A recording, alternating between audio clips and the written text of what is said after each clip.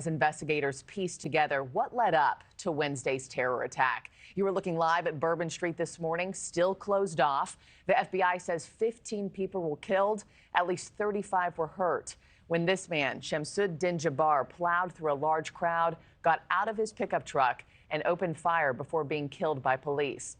President Biden saying Jabbar had a desire to kill as many people as he possibly could and was influenced by ISIS.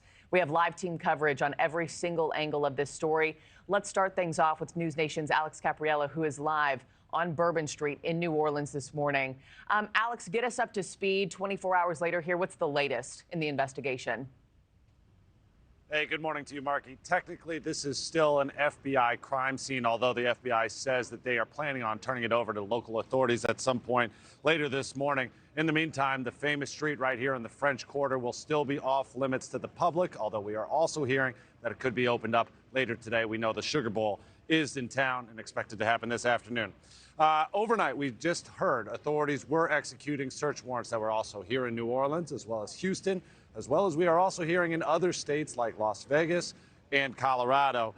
Victims, as far as we know, still 15 deceased, more than 35 that were injured. That number, though, expected to grow as more and more people confirm that they were injured. We can obviously imagine the number of people that fled the scene here on Bourbon Street when everything happened on New Year's Day. Those people still coming forward. The alleged terrorist, Shamsud-Din Jabbar, 42-year-old Army veteran from Houston, Texas. The authorities say that he has expressed some sort of ideations that align with ISIS. The authorities say that he had an ISIS flag attached to that truck that was driven right down Bourbon Street. And they say that he had actually rented that truck, and inside were more guns and explosives. Jabbar apparently shot down by New Orleans police shortly after driving right down Bourbon Street, but not before. He was also able to fire off some of the shots of his own, striking 2 police officers who are now in stable condition. Take a listen. We do not believe that Jabbar was solely responsible. We are aggressively running down every lead, including those of his known associates. That's why we need the public's help. We are asking if anybody has any interactions with Shamsud-Din Jabbar in the last 72 hours that you contact us. The FBI is asking the public's help. We're asking anyone who has information, video, or pictures to provide it to the FBI. We haven't had a press conference since yesterday afternoon. We're hoping to get more information later today from both the FBI. I'm also told that at some point, New Orleans Fire Department will be having some sort of press conference or letting us in on some more information about another scene that was not far from the French Quarter. Yeah, and Alex, I wanted to ask you about that because there was that parallel investigation happening in that neighborhood near this crime scene. What all do we know about that at this point?